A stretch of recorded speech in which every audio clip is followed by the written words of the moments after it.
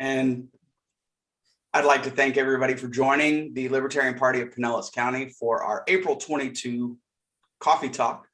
This month, we are hosting 2020 Libertarian Vice Presidential nominee Spike Cohen. He's done a fantastic job representing the party principles and what we stand for on the campaign trail and since as we look to build the party in 2022, 2024, and beyond. I'd like to take a few moments to thank Spike for joining us. This is something that we worked on last year, and it didn't quite happen, but they were so gracious in making Spike available to us to have this happen. I'd really like to thank Spike and his team and welcome everybody once again to the Libertarian Party of Pinellas County Coffee Talk. For those of you who are in Pinellas County, just a reminder, we meet on the third Thursday of the month at 7 p.m. This month, we will be meeting on the 21st at Nueva Cantina on 4th Street South.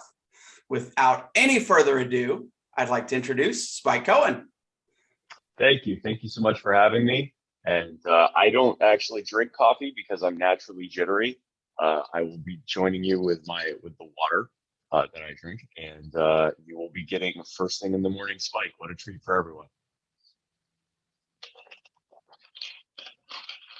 So thank you for having me. I honestly don't know the format here. Am I giving a speech? Are we having a talk? Yeah, generally how it works is we have 20 minutes. When I spoke with Brian, we talked about creating our own libertarian media and how you were able to parlay that into your 2020 run.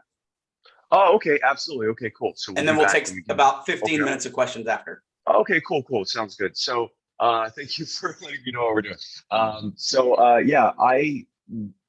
This is actually what got me into libertarian politics in the first place. The reason that probably none of you have ever heard of me until about 3 years ago is because I wasn't really ever involved in politics until about 3.5, 4 years ago.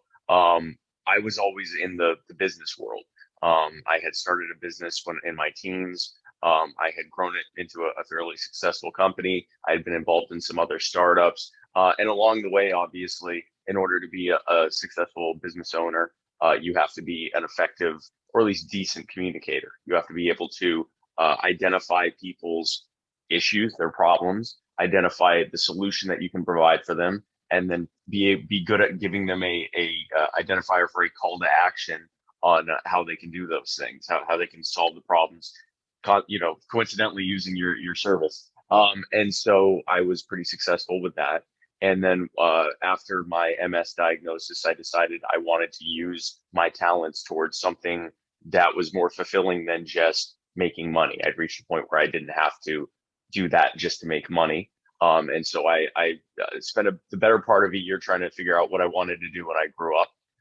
And after that, the opportunity came to something I had thought about for quite some time was starting a podcast. And to be honest, the reason I hadn't started one earlier was because I thought, I'm not sure we need another libertarian podcast. This is hilarious now because this was before the days of StreamYard and before the days of Restream and stuff like that, when there's even more libertarian podcasts. I mean, just more podcasts in general, and more demand for podcasts. This was right before all of that. And I just didn't want to be another person who was live or recording myself talking about libertarianism to my friends. There's nothing wrong with that. That just wasn't what I wanted to do. And so the opportunity finally presented itself for me to talk about libertarianism to an already developed audience when Matt Wright, who I believe Matt is in Pinellas County, right? Yeah, Matt's on the other side of the peninsula from where I live. He's on the east side. Yes. Okay. I just wanted to clarify because I lose track of my county. But yeah, right in your county. Thank you to your county, specifically to Matt Wright and Muhammad Shaker, who are in your county, who reached out to me and asked me to have a show on Muddied Waters Media. And so I spent a little bit of time thinking about what I would want that show to be.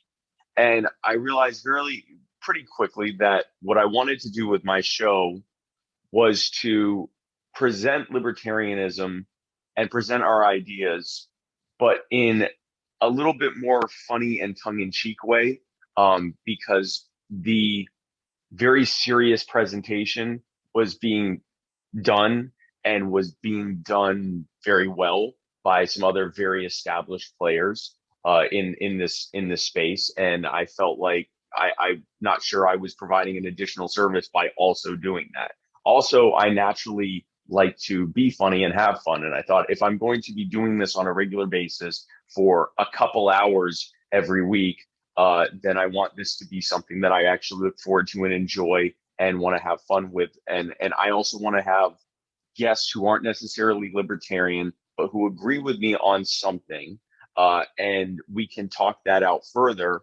And basically, I can spend the 2 hours trying to convince them they're a libertarian live in front of a bunch of people. And in doing so, show both our established audience and the audience that that guest brings that they too are libertarians, whether they know it or not, whether they even like it or not.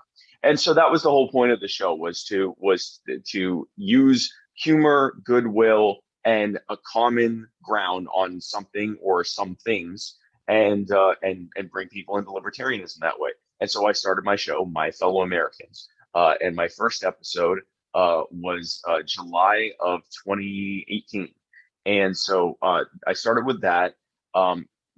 Mohammed Shaker started having to take some breaks from the show.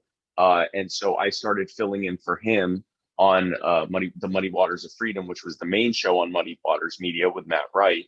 And then Mohammed at some point reached out to me and to Matt and said, I'm always going to be involved in Muddy Waters Media, but I'm not sure I want to continue doing the show aspect of it. Do you think Spike would be okay with getting involved?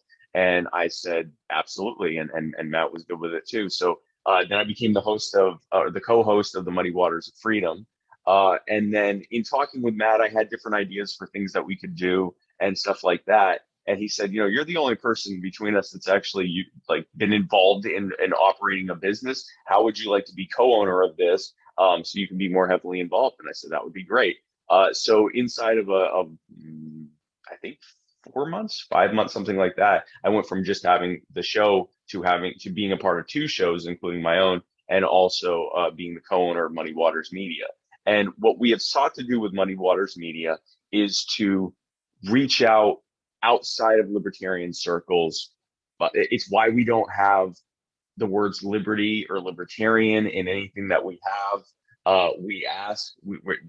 It's not set in stone, but we ask people that are doing other shows on Muddy Waters Media that to possibly consider not having libertarian or liberty in their show.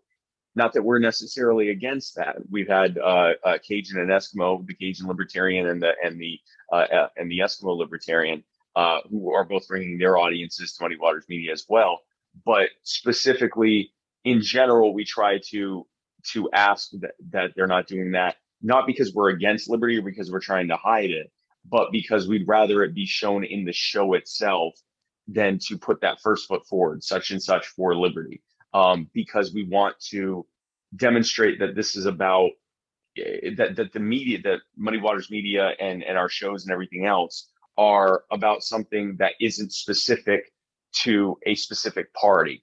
Libertarianism is not a party, as we all know, but most people, when they hear libertarian, they think, if anything, the Libertarian Party, or they think Rand Paul, or they think Ron Paul or something like that. They don't necessarily think of the ideals or our ideas. And so if there's any kind of baggage that they have in partisan politics that they do or that they like or don't like about that thing, we don't want to start with that foot forward. And so Muddy Waters Media is trying to reach an audience that often isn't hearing libertarian ideas. And so in doing that, we got a lot of, we saw our audience continue to grow. Our numbers continue to rise. There was a huge rise that happened during the time that I was the VP candidate, obviously. And then it plateaued briefly and has now started to continue rising even from that. Obviously not as quickly as it was during that time, but we're proud of that. I was worried that there would be this massive drop off afterwards, and there hasn't been, so that was good.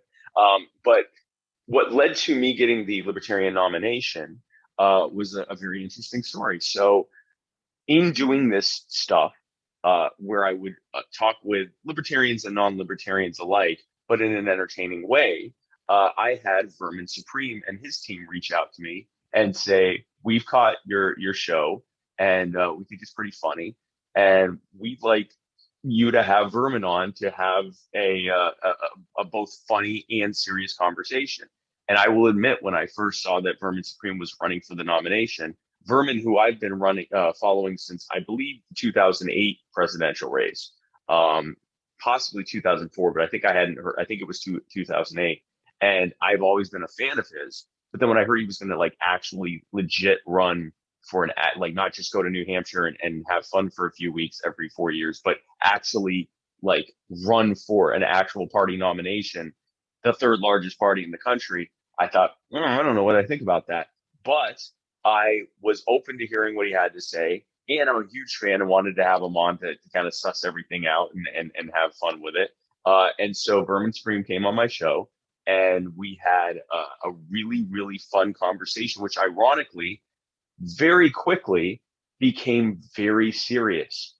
And we still had obviously a lot of moments of funny and funniness and silliness, but I found that if you want Vermin Supreme to start waxing philosophical, you start by getting involved in the joke with him. And instead of trying to play it straight with him and get him to join you, instead you do the funny stuff right off the bat and play directly into it, and then start kind of shifting into the serious, and he went along with it. So we had a great time together. We ended up hanging out in South Carolina when he came down for the debate. I live in South Carolina, for those who don't know, and so he came down for the debate in 2019, and then about a week or so later, he and his team reached out to me and asked me to be his VP running mate. And after quite a bit of conversation with my wife about what it might actually look like if I did get the VP nomination, which she did not think was going to happen because I was running with Vermin Supreme. And to be fair, I didn't think it was going to happen either because I was running with Vermin Supreme. Then I decided I was going to do it. And so now I took my show on the road. Instead of just doing the show, I was doing the show and also doing events at libertarian conventions, but also doing Team Supreme or Vermin Spike events, and also doing outreach events to show the Libertarian Party. Because again, I did not think I was going to actually get it. And so I thought, well, if I have their attention, what I would like to show them is what I think has been some missing factors and missing actions that could be taken during the general election to do outreach. And so I did stuff like, this was right before the lockdown, so I was able to still do this, but I did like college campus tours with local libertarian affiliates and college libertarian affiliates. I did door knocking events at all sorts of different neighborhoods, everything from like suburban single housing neighborhoods to housing projects and everything in between, just to show our message resonated far and wide to all different types of people, all different types of demographic, people from every type of walk of life. If we present our message in a way that connects with them, then we're able to reach everyone. Our message is good. We just have to be good messengers. And so I did that.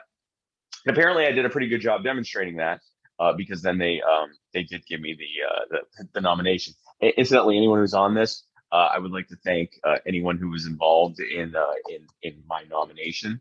I hope if you voted for me to be the nominee, that I have served you well in these last couple of years and continue to do so moving forward. If you did not vote for me to be the nominee, then I'm very sorry, and I hope that you've come to like me over time and that I'm serving you well. But so that has and sort of the rest is history, right? Continuing forward during the campaign and even after the campaign, I believe that it was crucial, and still continue to do so, believe that it is crucial to continue to have that online presence, both for me personally and in keeping up my skills in communicating, because there's nothing like having a live show where you just start taking questions from people you don't know in the comments. You want practice doing Q&A, do it that way, because that is fun. And also in helping to spread the message. During the campaign, I would be able to do an event in person and reach the hundreds or sometimes thousand people that would show up. And in some events, in some of the smaller states, it was dozens of people that would show up. And we were still very happy with the turnout when whatever it was. But I would reach quite a few people, and those were people that would also get usually very active and get involved with the local campaigns and things like that.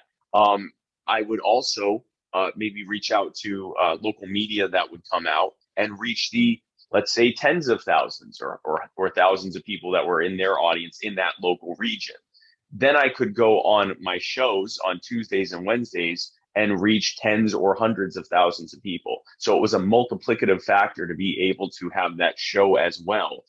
When we covered I believe both the first presidential debate and then also when we covered the vice presidential debate, there was only one of those. In both, I forget which one was which now. One of them, we got over 250,000 combined views. And on the other one, we got over 500,000 combined views. And that was exponentially higher than any coverage Muddy Waters Media had ever gotten. And it was higher than almost anything else that the campaign got during the entire campaign. Outside of a few of the big interviews that Joe had done on some big established shows. So that is an incredible way to be able to reach way more people than we could ever reach in person. I'm not sure that there is a stadium that could fit 500,000 people or a venue that could fit 500,000 people. Certainly not during COVID anyway. There weren't many venues that were taking more than a few hundred people. I can tell you that because they often wouldn't. So it is incredible the audience that you can build by having a consistent presence and finding your niche. And that's, if you are considering doing that as a group or as individuals to build a media presence, I would encourage you to find what your niche is. And this is in general, not just in media, but in anything. What can you serve that isn't already being served? What is the thing that needs to be provided that either isn't being provided by anyone, isn't being provided well, or there's just so much demand for that it's not possible for the current people that are providing that to provide that. So applying that to this, if you're trying to get involved in online media, which is easier than ever now, and that's fantastic that so many voices can be heard and so many different ways of presenting it can be presented, finding what is the way you're going to do it? What is your angle? What is your reason to do this, for lack of a better word? Why should people watch what it is you're doing or listen to what it is you're doing? And then once you do that, be very ready to change lots of things along the way. As much as you have just spent, I know I just told you to spend a lot of time thinking about how you're going to do this. Do not get married to that, because you're going to very quickly find out that along the way, your market, your audience will tell you what it is they're liking and not liking, and you can adjust as needed. We've certainly done that quite a bit along the way, and never change who you are or what it is you want to say, but possibly in presentation you'll learn some things along the way. And I am a big fan of being engaged with your audience, because when you engage with the audience, that's why I like doing my shows live. When you are involved with your audience, you are taking their questions live, you are talking with them live. The beauty of that is they feel as though they're a part of the show. They're not just your audience. They're not just your viewers or your followers. They're, in a way, a multiple co-hosts or multiple guests on the show. And when they're recurring, they feel like it's a thing that they now have a level of investment and skin in the game in it. And that is how it's interesting. We've built an audience that started in the dozens, then the hundreds, now the thousands, and now tens of thousands, with so many of them who are regulars, who we recognize, who we know their names. We can relate back to other things they've said. And that's a big part of why they continue to be a part of it. They like what we're saying. They like our guests. They like the overall vibe of the shows and how we do it, but they like the fact that they're involved in it. It's a participatory thing. So I would encourage people to do that to whatever ability that you are comfortable doing so, because I know some people that can be overwhelming at times. If it makes you feel any better, it's likely that you will start off with a relatively modest audience that's mostly made up of people you know already. So that will be helpful in your learning to be able to do that. And as your audience grows and as it's fewer and fewer people whose names you already previously recognized, you'll be more and more, kind of slowly weaned initiated into doing that. So those are the things I would say about it. And the other thing I would say is, and I say this in general to anyone, if you're running for office, if you want to start a new venture, you're going to feel like, unless you are some odd kind of sociopath, you are going to get imposter syndrome. You are going to say, I don't think, maybe I'm not right for this. You absolutely are. Every normal person thinks that all the time, or they should. Because we're all having a certain level of audacity to say, hey, look at me, you should listen to me because I'm super smart and I'm with it. You should listen to what I have to say. That's an odd thing for most people to say on a regular basis. And that's normal. And that means you're a normal person, and that's good. But you are enough, and you are everything that you say and believe that you are. And people are happy to listen to what it is you have to say. So just enjoy it and just go with it. And that's pretty much what I would say about that. And will obviously remain principled and steadfast in your beliefs. Don't water down your message. Just find ways to present it that connect with whatever the audience is that you're trying to reach. And I think that's pretty much it. I also just thank you again for coming, and I'm happy to answer any questions anyone has. So, Spike, one of the things that I think a lot of people would want to know after we saw the success of the Jorgensen Cohen ticket, we saw how many people you were able to reach and how many votes you were able to garner for the Libertarian presidential campaign. What's next for Spike? You alluded to it early on. You said you've got something that's happening this weekend, and it is the beginning of your next thing. So tell us a little bit more about that. Sure, absolutely. So coming out of or actually during the vice presidential campaign, which was, I don't believe any other VP candidate we've had has ever been as involved in the campaign or as active in campaigning, like in person, as I was. I may be forgetting someone, but I don't believe anyone. I don't believe any other of our VP candidates visited 35 states or 37 states, whatever it was I visited. I know Joe was definitely the most active, if not one of the most active candidates we've ever had.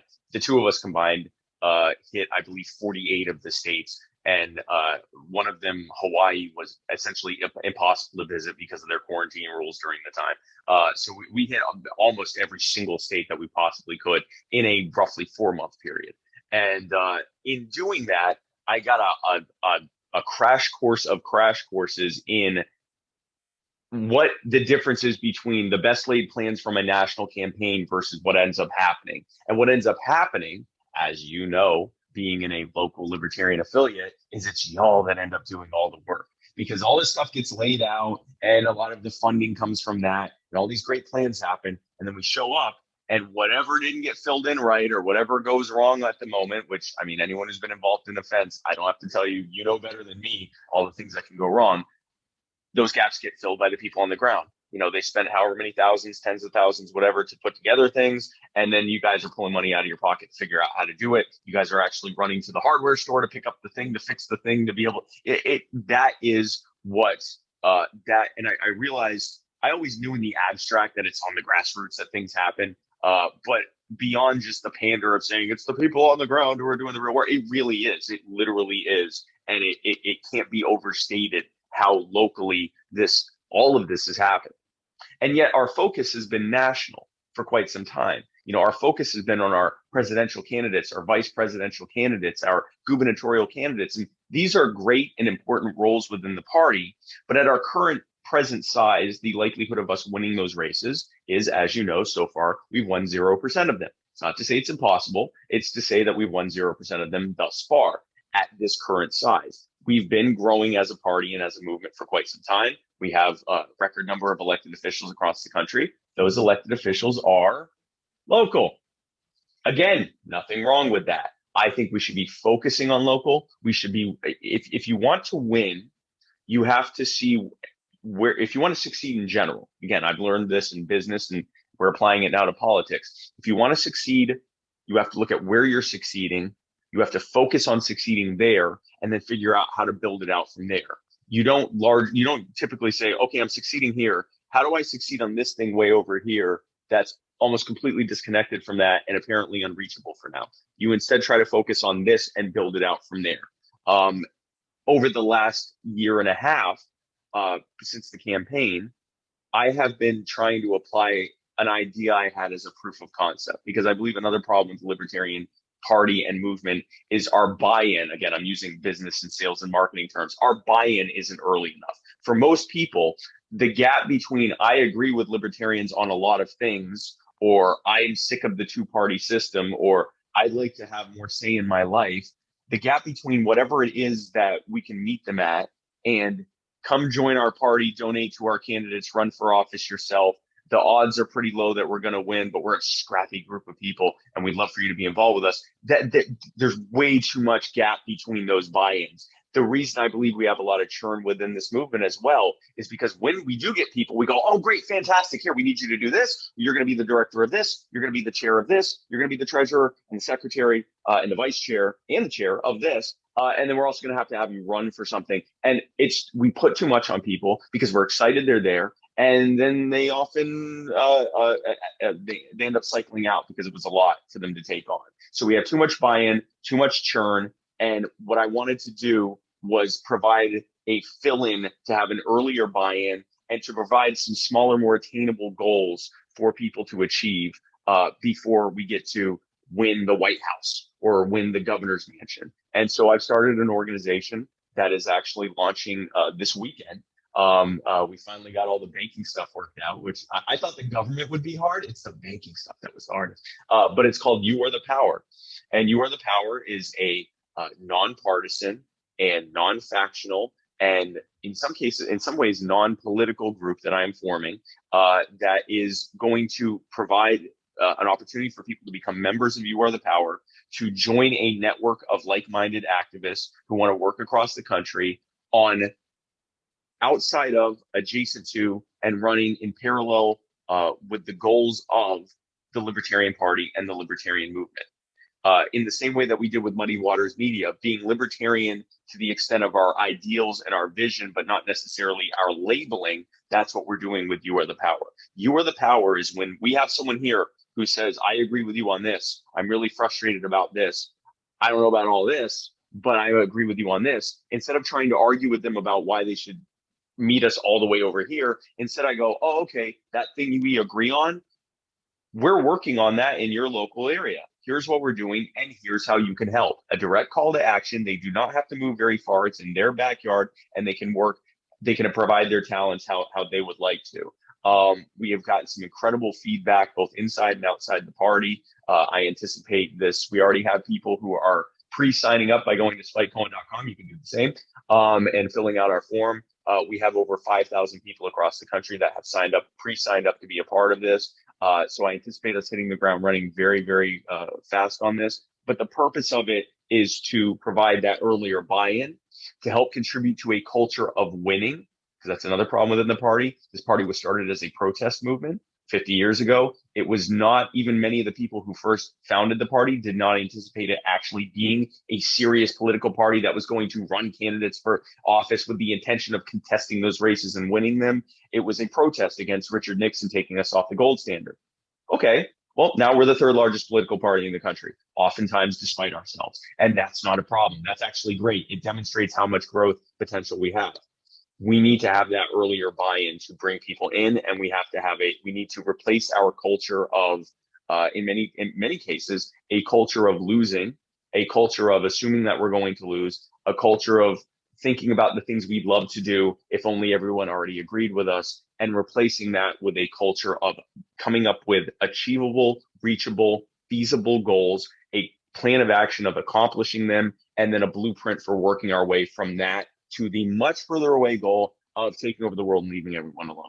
And that's what You Are the Power is. I hope it helps to heal the factionalism by giving us something good to do. Anyone who has dealt with children has learned that one of the best ways you can stop kids from fighting each other is to just give them something to do, and they often end up working together on it. That's true of us too. That's true of adults as well. We just have bigger words usually, but it's the same vibe there. So that's what we plan to do with You Are the Power. If you'd like to get involved, if you go to spikecohen.com, there's a form there you can fill out to find out what's happening next, which is You Are the Power. And then when we will be launching today, tomorrow, Monday, something like that, you will be the first to know. We'll then be doing our public launch about 10 days later, troubleshoot any problems that come up from that first surge of members that comes in, and then we're taking it live to the public, and we'd love you to be a part of it.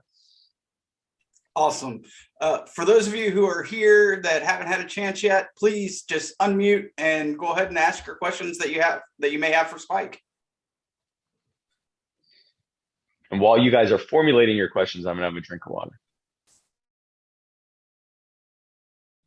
But I'm not going to do that weird Marco Rubio thing where I like stare awkwardly at the screen, unless you want me to. So, Spike, you want me to talk about what you did this Tuesday while you're drinking water and hydrating? Absolutely. And I've overbooked you this weekend. Hey, everybody, my name is Brian. I work with Spike. Just to give an example of some of the things that we do, something just happened this week on Tuesday that was building up on something earlier. Back in October, a homeless veteran named Joshua was living out on the street in Gastonia, North Carolina, which is a very big suburb right next to Charlotte, North Carolina. And a woman called on the phone and said that there's a man out here panhandling and he has a dog. He's using the dog for sympathy to try to get money. Well, he wasn't actually panhandling, and he did have a dog. It was his service dog for PTSD because Joshua was a homeless veteran who was suffering, and he had a service dog with him. You can actually listen to this phone call from this Karen. It's been public released. So the police showed up and did what they always do, not what they always do, but what they're expected to do. Look at the situation badly, handle it poorly, and in some cases, violence comes out. Joshua was hassled, he was beaten up, he sustained injuries, and his dog was tased, who then ran off in a panic and later succumbed to her injuries. Because of this, we started writing out to the newspapers, reaching out to the media, and Spike went out there a little over a month ago to their city council to lead a protest out in front with some local libertarians and other groups and veteran groups that were there to say, this city council needs to investigate the police and you must release the body cam footage. We want to see the body cam footage from this. And the other problem the city had done is they realized, oh no, we're getting a lot of negative attention from this. It can't possibly be that they need to investigate the police force. No, they decided that the problem is that there's homeless people on the street causing them grief. So they went and they shut down the only homeless shelter in town in a church over a zoning ordinance that was never a problem for the previous 10, 15 years. Suddenly now it's a problem. And what happens? A month later, they've got 16 dead bodies on the street from homeless people that had nowhere to go, nowhere to stay, nobody to reach out to get help. So Spike went back on Tuesday, and they were out there in the rain protesting. By the way, see how many libertarian leaders you know in the country will go out in the rain and lead a protest for people out in front of a city council of a local city. Went out there, we brought the media, and they locked Spike and Joshua and the pastor and other people out from the meeting. They learned what happened last month when Spike was there. So this time they filled the room with city staffers, and the police, same police force, was there to block the door. Spike texted the news van. They came right back. They had the cameras out there. Hey, look at this. This city council's breaking federal law by blocking people from coming in and speaking at city council meeting. They gave in. They opened the doors. Spike, Joshua, the pastor, a few other people came in. They all got to give their words, say their piece. And now the heat is on, because it's one thing to have the police rough somebody up, but now you've got 16 dead bodies around your city from homeless people. You're clearly doing government wrong, and we're fighting to hold them accountable. And this is just one. This isn't like the eminent domain case in Russell, Kentucky. This isn't when Spike helped kill an abortion bill in Manatee County, Florida. This isn't trying to stop qualified immunity in Ohio or fighting against the referendum. 74% of the voting public in Mississippi voted to legalize medical cannabis, and the state decided we're just going to not accept that. We've been fighting these all last year, and we're getting really, really good at it this year. And that's what this organization is about. And I thought I'd just kind of throw those in there so you guys can see specifically what's been going on. And I will drink my iced tea and chime out now. And thank you for that, Brian. And just to echo off of that, that was the proof of concept that I was talking about. Before I decided we were going to take this live and we were going to start asking people to get involved with a professional organization with a paid staff and the whole thing. I wanted to see, is my theory correct? Are we going to be able to actually use this model of identifying, working with my social media following and my network of friends and fellow activists and local affiliates and nonprofits across the country to identify problems, come up with the solutions? That's the easiest part. We're libertarians. We have answers and solutions for everything. So that's not the hard, that's like the easiest part. Step two is the easiest part. Oh, this happening? Okay, we know that we can fix it this way. And then doing the ground game work to implement that solution.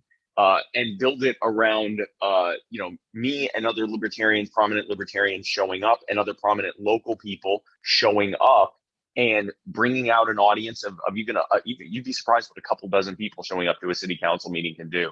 But bring out an audience of anything from a couple dozen people to even a couple hundred people. Then take that to the actual meetings and show the power of the people showing up and holding people in these local governments accountable, and then seeing what happens from there. And we've had an almost 100% success rate with that. And that's insane, because we were doing it with an all volunteer group of people, even me. No one has been paid to do this. We're often paying out of pocket to do this. And with us figuring out along the way how to do it, all of the things we have learned, we are applying to You Are the Power. This is now going to be professionalized. We're now going to actually have some serious funding to be able to do this at the next level. We have a team of people who have been involved in the groundwork of this to be able to pass that information along to the local member activists on how they can do things. We're going to be relying heavily on people who have been involved with their local affiliates, who have done local and state level organizing, to be able to do this across the country. I eventually anticipate this being where I'm not going to be the most prominent name associated with it. We are already working with people across the country to bring in entertainers, to bring in other prominent people within the movement, to bring in elected officials. And again, this is nonpartisan. If there's a Liberty Republican or a Democrat that agrees with us on a lot of stuff, who wants to be involved in their local area, that's fantastic. We're actually set up as a political action committee so that there's no, sometimes when these 501(c)(3)s and 4Cs do their stuff, they have to be very careful and sometimes awkward about how they're doing stuff with elected officials, because they can't run afoul of federal and state campaign finance laws. We decided to become a PAC so that we don't even have to worry about that. Even though the vast majority of the stuff we're doing is not going to involve elections, or at least not directly, or candidates, we wanted to have that flexibility so that if we identify candidates who are working with us, we can seamlessly work with them without any concern about it looking like we're violating the law by contributing to their campaign. We might even contribute to their campaigns, and we're absolutely going to be working with libertarians who want to run for office. We're absolutely going to be reaching out to libertarian elected officials who need some support to get all the other people on their board or their council to work with them. We're going to be doing all that stuff, and I can't wait to get started. So Spike, Matt G has a question for you. He said he's having some mic issues, so I figured I'd just go ahead and read it out for him. Sure. With all the states you visited, which ones do you think are most open to voting LP in the general population, and which are most poised to vote for a libertarian in statewide or future election in the, in parentheses, hopefully near future? I know you're mostly talking about local office, but curious to hear your thoughts having traveled all around. Thanks for speaking with us today, Spike. Well, Florida, obviously. No, I'm going to tell you, I believe, and this is based on the vote turnout numbers and just our general performance over the last few election cycles, including me and Joe. I do believe that the Mountain West states and Alaska are the first states that are going to flip statewide. And I could be completely wrong, but I think it's for two reasons. Number one, those are the places that have the most rebellious, individualistic, leave me alone, I can work this out. I've got friends, we've got a network of people, we can work this out. I don't need government telling me what to do. That sort of like frontier spirit is still very, very prevalent in those areas. I think that the first, personally, I believe the first libertarian governor is going to be in Alaska. That's just my personal opinion. And I think it's going to be not like Trump, the Eskimo libertarian, but that's neither here nor there. So I think it's going to be there that happens first. Now, with that said, I have yet to go a place where our message doesn't resonate when it is presented in terms of solutions to the problems that are being faced in that neighborhood by those individuals that show up. So I don't want to get too married to the idea of, what we need to be reaching is these specific people, because I have watched consistently. It doesn't matter income level. It doesn't matter color. It doesn't matter race. It doesn't matter religion. It doesn't matter immigration status. None of that matters. Your sexual or gender identity. None of that matters as long as you are connecting with that community, that neighborhood, the folks who show up, the folks who reach out to you. You're connecting with what their problems are and presenting an empathetic libertarian message of how our solutions fix the problems that they are facing, or free them to fix the problems they're facing themselves, absent the problem creator creating that problem anymore in government. And so but I would say, like, just generally speaking, I think we're going to see our first statewide successes in some of those states that already are overwhelmingly libertarian. They've just been voting Republican and Democrat for a long time because those are the parties that have the presence there. But honestly, it's going to be the state that has the best ground game. And this is me trying to get you guys to be competitive with the other states. I also believe that it could just be the state that develops the best ground game at the local level that ends up doing it. So I could be completely wrong. And you can prove me wrong. Spike, I'd like to thank you on behalf of all the libertarians here in Pinellas County for joining us today.